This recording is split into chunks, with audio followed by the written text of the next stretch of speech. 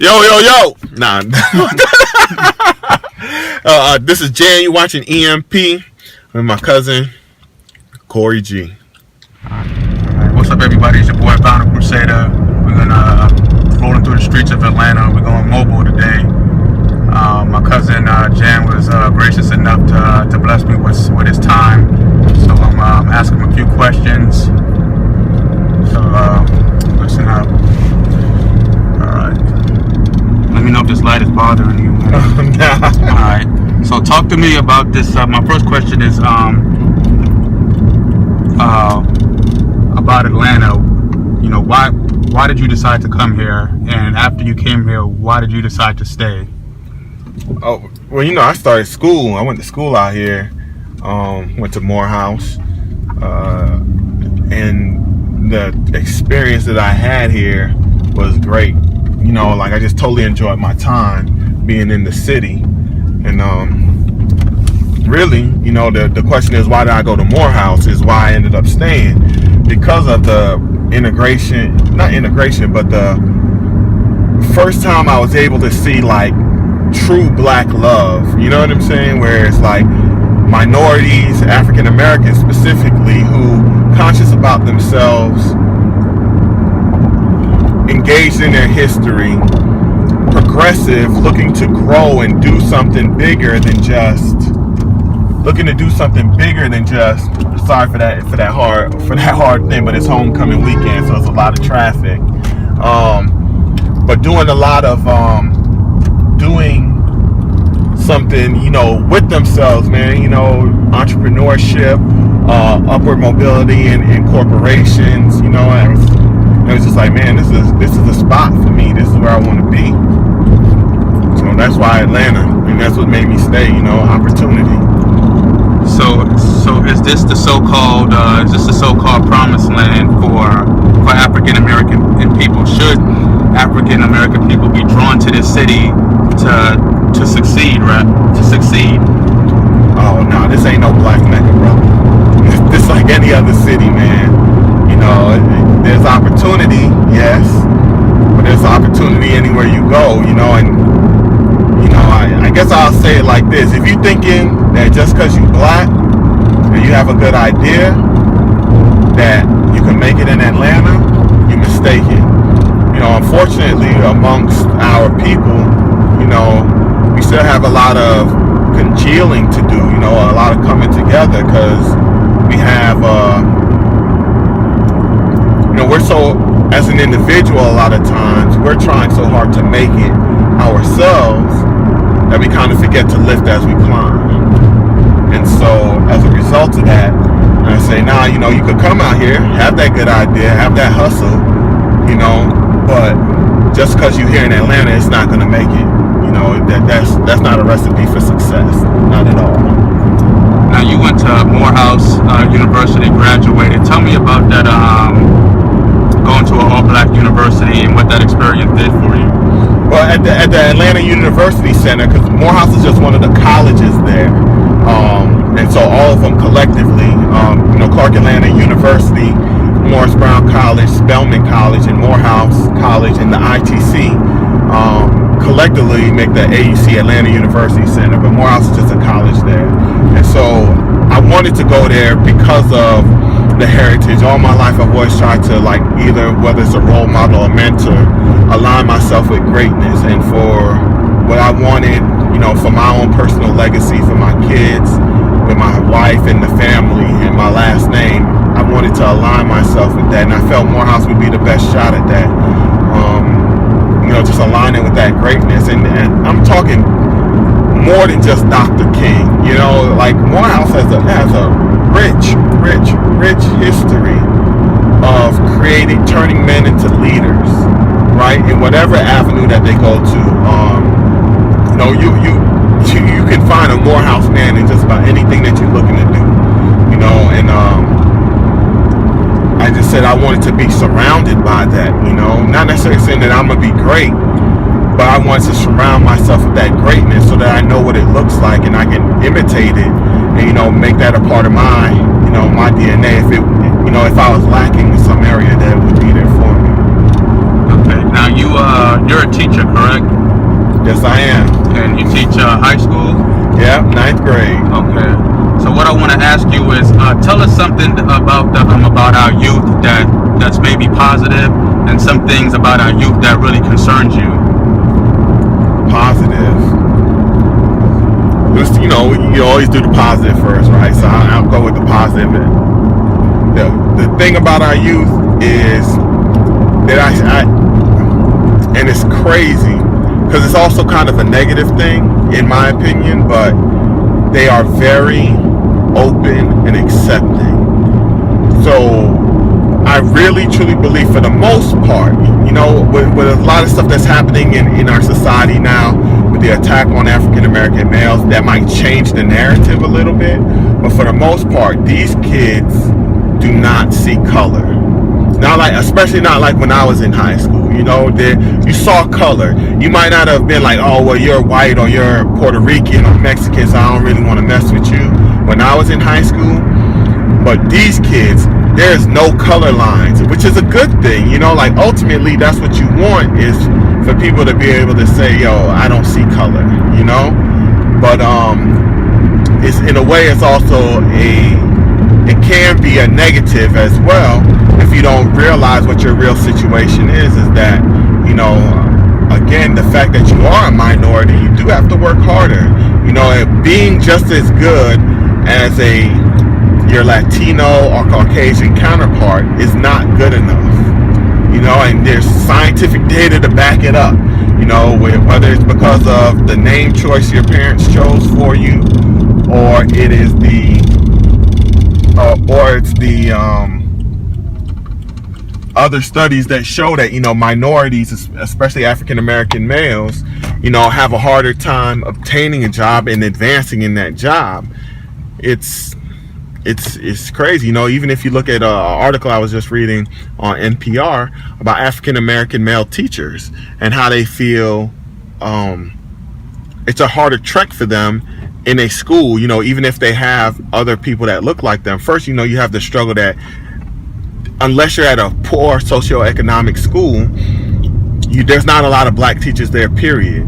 Then when you look at those poor socioeconomic schools, there's not a lot of African American males that are teaching there, maybe in administration possibly, but definitely not teaching. So, it's a struggle, man. You gotta work twice as hard, man. Twice as hard as the next person. And especially with us going to this global society, it's even crazier, man, because now I'm not just competing with, I'm not only am I competing within my race or with the Caucasian or with the Latino or with the the female woman, because we got genders, that you're competing with as well. But I'm competing with somebody in India. I'm competing with somebody in China, in Africa, in Brazil, And so it's, you got to be twice as better, man. Ain't nothing in this world promised. And I guess that'll lead into a negative thing that I see with the youth, or a concern I have with the youth, is this sense of entitlement. Feeling like the world owe you something. And I guess when I look at my parents, they probably say the same about me. But I see it in this younger generation. They just expect certain things like it should be. And it's just like, in my opinion, no, nothing is promised to you. You have to work. So my next question would be, tell me something about Atlanta that people out that don't live in Atlanta know about. I mean, we're all so caught up in this trap music movement, this loving hip hop, Atlanta, but somebody who's outside another state deciding to come to Atlanta, I mean, what would you tell that person to motivate them to come to the city? To come to this town, rather? Man, if you listen to everything from the Dungeon Family, I'm talking about from Witch Doctor, Cool Breeze, 4.0, Big Roo, PA, Mr., then you get to the Outcasts and the Goody Mobs. If you just listen to everything from them, all that they said is true.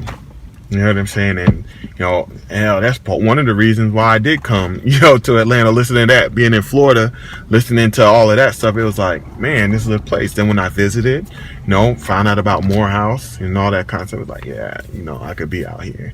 So that, all of that, that's all the history you need to do.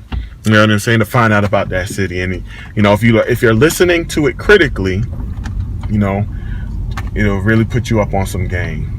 It's a reason they legends. It's a reason the Dungeon family is legends. You know what I'm saying? And it's because of that truth that they were speaking. Truth never gets old. This trap music gonna get old. Truth never gets old. My last question is: we come from Caribbean background, West Indian parents.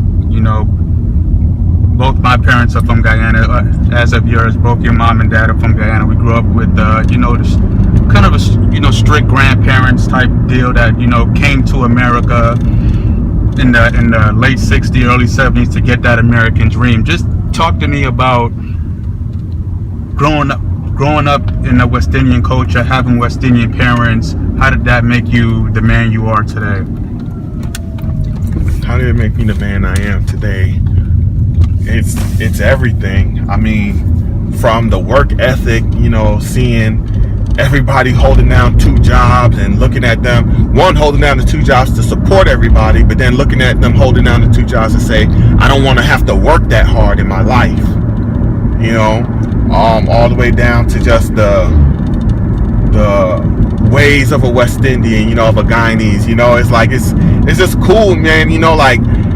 And I often talk to people, like, if you look at the African American, right, I don't feel like I suffer from some of the lack of culture or lack of identity that the African American may suffer from, possibly, like, I know who I am. My parents, my family, like, I know Guyana, I've got to see Guyana, actually touch down on soil to know that this is home.